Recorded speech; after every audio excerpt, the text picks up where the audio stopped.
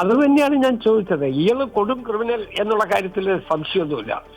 കാരണം രണ്ട് കുറ്റകൃത്യങ്ങളാണ് അയാളുടെ മേലിലുള്ളത്. ഒന്ന്, ഒരു പെൺകുട്ടിയെ കൊലപാതകം നടത്തി, ആ കുട്ടിയെ അതിനു മുമ്പ് അതിനെ അപമാനിച്ചു. ഈ രണ്ട് കുറ്റങ്ങൾ നിൽക്കുന്ന ഒരു കൊടും ക്രിമിനലിനെ ഇതുപോലൊരു സ്ഥലത്ത് എങ്ങനെ സൂക്ഷിക്കാൻ പറ്റി?